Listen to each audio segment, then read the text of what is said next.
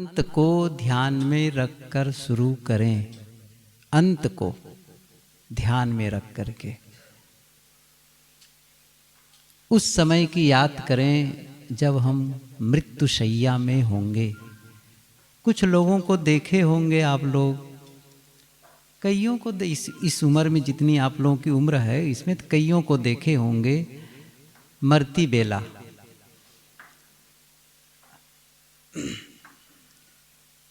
पूज्य साहब जी पधार रहे हैं।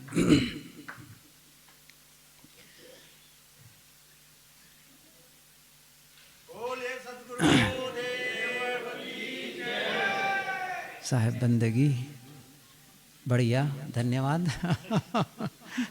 बैठिए बैठिए।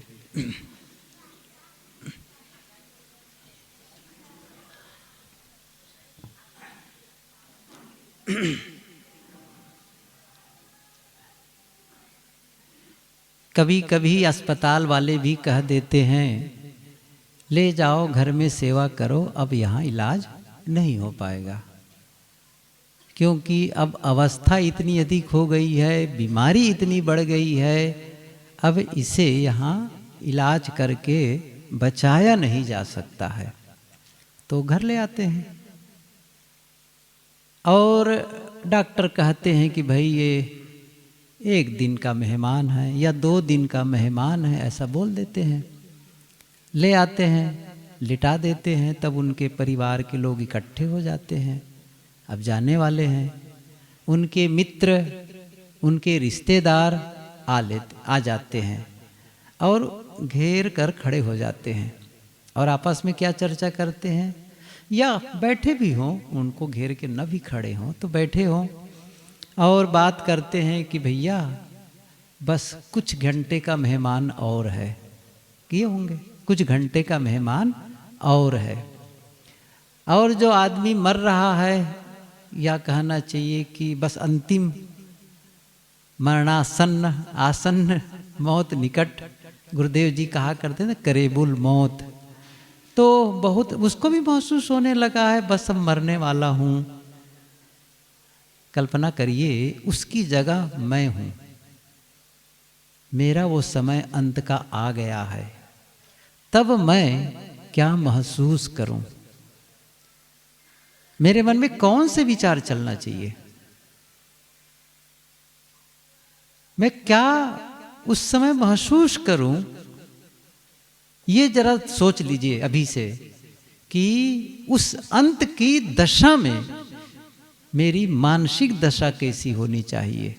क्या ऐसी हो कि मैं जिसके लिए जीवन पाया था वह काम पूरा कर लिया, मैं खुश हूँ, सबके प्रति धन्यवाद, न मन में किसी के प्रति कोई शिकवा शिकायत है, न किसी के लिए कोई बदले का भाव है, कुछ नहीं, बिल्कुल सन्नाटा, शांत, सबके प्रति धन्यवाद और कृतज्ञता का भाव है, और ऐसा लग रहा है कि बस शांत, सब कुछ छूटा है। इसको कहूं मैं थोड़े में तो संतुष्टि भरा समापन। कैसा समापन जीवन का? संतुष्टि भरा, एक वो, और एक दूसरा है असंतोष भरा, पछतावा। क्या बताऊं, जीवन सुंदर मिला था लेकिन मैंने इसको सही नहीं बना पाया। मैं अपने मन को निर्मल कर सकता था, मैं अपने मन को सुंदर बना सकता था, जीवन को सुंदर बना सकता था, लेकिन वह काम कर नहीं पाया। ये कर सकता था, अफसोस भरा, काश ऐसा किया होता, काश वैसा किया होता। एक है अफसोस भरा समापन, पछतावा वाला समापन, और एक है संतुष्टि भरा समापन। कौन सा चाहेंगे? यहां तो भी कहने बड़ा सरल है, वही संतुष्टि भरा, लेकिन वह अचानक नहीं होता है, काम करना होता है। आज से ही सही यदि हम काम करने लग जाएं, और मैं समझता हूं अंत के दिन की इंतजार ही क्यों करते हैं आप?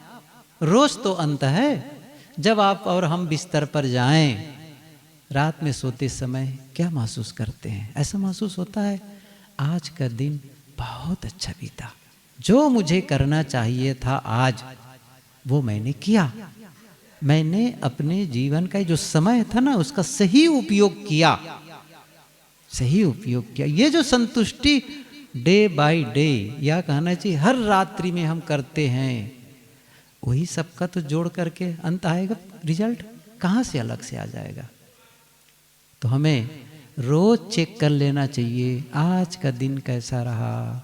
बस यदि कहीं लगा कि ये कहीं गड़बड़ी हो गई है तो निर्णय कर लो कल वो गलती नहीं करूँगा, कल वैसा नहीं करूँगा।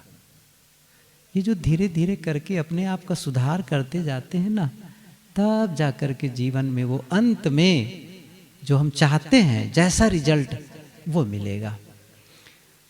ये कुछ बातें थी। साहब जी कह रहे थे कि जीवन का महत्व लोग नहीं समझते हैं, धन का महत्व समझते हैं। धन का महत्व तो है, उसमें कोई संदेह नहीं, लेकिन उससे भी ज़्यादा महत्वपूर्ण है आपका जीवन। जीवन कैसा हो? वैसा जैसा आप चाहें, संतुष्टि भरा शांत वाला जीवन, उलझन वाला नहीं, कांटा वाला नहीं, चुभने वाला नहीं, दर्द वाला नहीं, सुकून देने वाला जीवन चाहिए। और ये हम कर, सबसे बड़ी बात क्या है, हम ये कर सकते हैं। सबसे बड़ी बात यही है।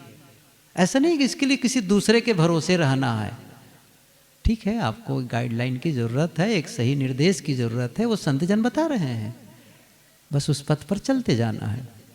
आए पूज्य श्री साहब जी से मार्गदर्शन प्राप्त करें कि एक ऐसा जीवन जिस जीवन में सुकून हो, आनंद हो, प्रेम हो, विश्वास हो और स्वास्थ्य हो, समृद्धि हो, एक ऐसे जीवन जो सचमुच सफल जीवन कहलाए। सुनते हैं साहब जी से विनम्र निवेदन है कि आप अपने सुंदर विचारों से हम सबको लाभान्वित करने की कृपा करें। पूज्य श्री साहब जी।